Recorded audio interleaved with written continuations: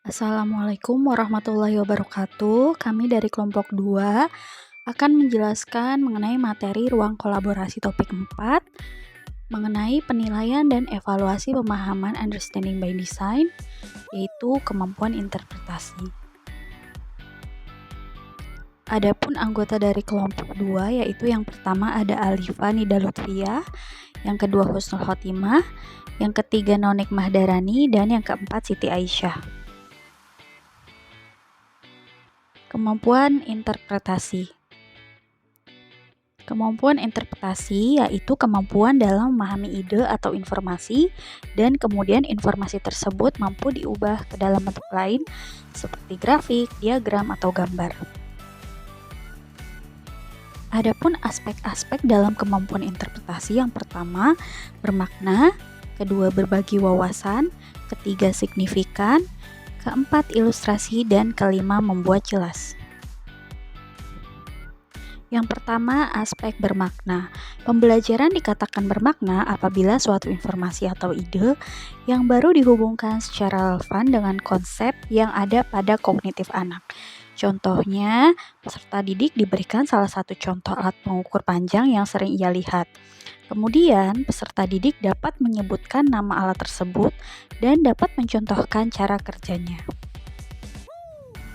Yang kedua, aspek berbagi wawasan, yaitu kemampuan menafsirkan suatu informasi berdasarkan pandangan atau sikap yang mendalam terhadap suatu hakikat, mengaitkan pemahaman dengan berbagai wawasan. Contohnya yaitu peserta didik diberikan kebebasan untuk mengeksplor dan mencari referensi pembelajaran yang dapat digunakan sebagai referensi belajar maupun digunakan untuk menyelesaikan suatu permasalahan yang diberikan oleh guru.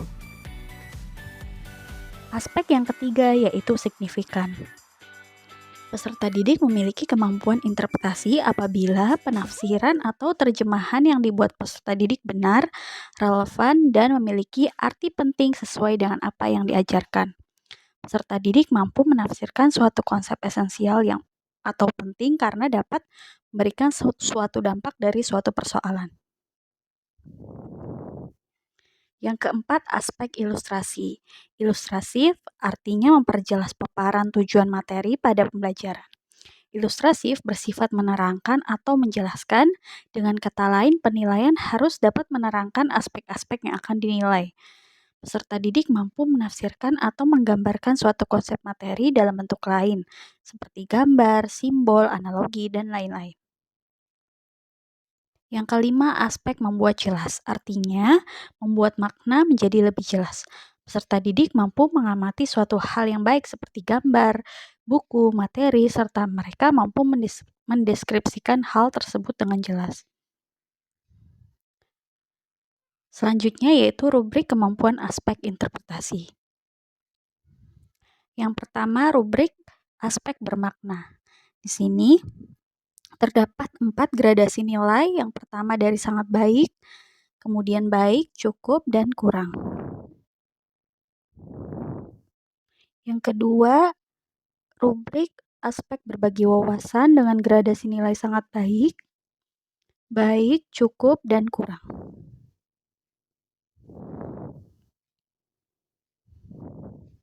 Yang ketiga, yaitu gradasi nilai pada aspek signifikan dengan gradasi sangat baik, baik, cukup, dan kurang.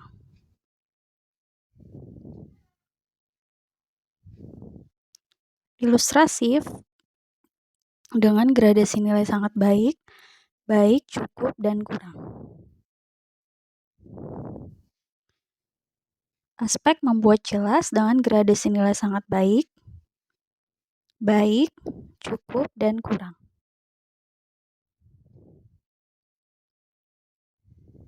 Sekian penjelasan dari kelompok kami. Kurang dan lebihnya mohon maaf. Wassalamualaikum warahmatullahi wabarakatuh.